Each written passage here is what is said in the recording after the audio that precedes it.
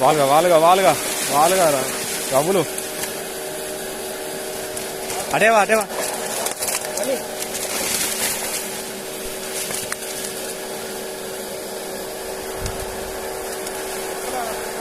పోనీ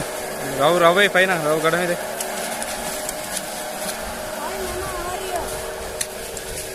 వా